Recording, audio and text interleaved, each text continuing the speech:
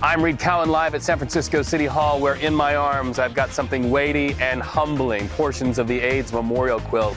We're going to talk about that and also the exclusive story of a Walnut Creek woman who brought her husband home to die of AIDS in the home of his children. Those exclusives when I come back. Hope, love, pride. Presented by Waymo.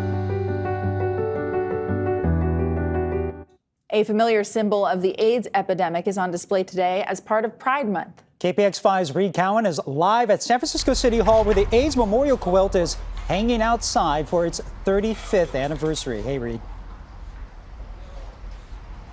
What an experience it is to come and actually see the sections of this quilt that have been sewn by hand. Earlier, it was up on this balcony here behind me, but the caretakers of the quilt wanted us to get you at home an up close and personal look. And I just wanted to show you how personal each panel is. This one is dedicated to Michael Zimmer, 1960 to 1993. This is Michael's picture right here, Somebody's Somebody. And just to show you how personal these quilts can be, these panels, this was Michael's leather jacket. This is a pocket that Michael likely put his hands in as he walked the streets of the Castro. So many personal stories in this AIDS memorial quilt. And you know, it all has its beginnings back in the 80s. In fact, 1987, Mayor Dianne Feinstein approved it to recognize the individual lives lost to the epidemic. The quilt making launched a movement all over the country for action against the stigma that many people still face with AIDS around the country. In fact, over the years, it's also grown into a symbol of hope, love, and pride. Listen. The sentiment we hear is often, we want to show our love for this person, but we want this quilt panel to tell his story and get the message out so that other people don't have to go through what we've gone through. That's the message we hear over and over from mothers and lovers who are making families. All right, so 3,000 panels like these will be unveiled over the weekend at Golden Gate Park. It's important that we stop, we pause, and we remember where we've come from in order to really have a clear vision of where we're going. And in that spirit, now an exclusive story, the story of a woman who made international news with her very personal story, bringing her husband home to die in the home of his children. You're about to meet my friend, Lynn Pearson. Watch. And this is Gerald's jacket. At 82, author Lynn Pearson wears the jacket that once belonged to the father of her 4 children. She wears it to walk and to meditate. Meditation for me is getting rid of the difficult stuff of life. Difficult stuff from a difficult story. First told in her Random House memoir, Goodbye, I Love You, a book that brought headlines in the 1980s. Wife brings gay husband home to die of AIDS. Who were Gerald and Lynn at the beginning? Oh. Reading from her book, Lynn Pearson says, at the beginning, Gerald shone. That's the best way I can describe him. He shone. Gerald told Lynn about his feelings for men and his past before they married. But she chose to stay, believing his resolve matched the promises of their Mormon faith that marriage would make Gerald straight. In the book, she writes of Gerald's coming out. Gerald slowly took his hands from his face and looked at them, then looked at me. If I could solve the problem by cutting off these hands, I would do it.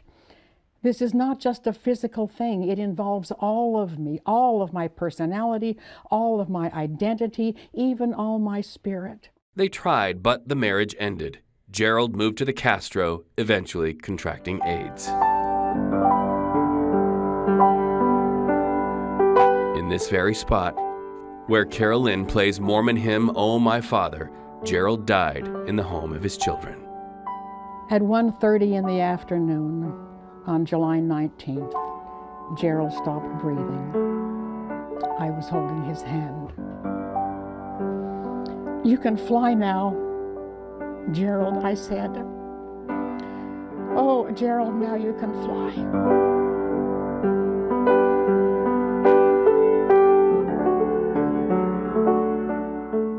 You still walk these floors at night thinking about it, don't you? So many wonderful young men especially were dying on the streets of San Francisco, being thrown out by their families, thrown out by their churches. Something Gerald said before he died stayed with Lynn. I love the church, but the church detests me. So Pearson set out to change her church for Gerald and others like him. We go to church and we read about Jesus. Love your enemy. Love everybody. Don't let anybody out of the sight of your love. But until it really happens right in front of you, that you're just weeping in the night because of whatever's happened, you don't really understand how important that is. Love can and does exist in broken stories. And as Carolyn Pearson walks and meditates on her life, Gerald's jacket is a touchstone to that love and that time when a simple Mormon mother survived by telling her family's story. All right, so from Gerald's jacket to pieces of Michael Zimmer's jacket here on this panel of the AIDS Memorial Quilt, we pay tribute to these lives that were lost. Young men, young women whose lives could have continued had it not been for what was known and has become popularly known in documentaries as the plague. We're going to continue having these stories all throughout the month. Stories like Carolyn Pearson, who, by the way, says she continues to go to her Mormon church as a reminder that Gerald Pearson was a real person, and as a reminder to be kind and compassionate when we talk about these subjects.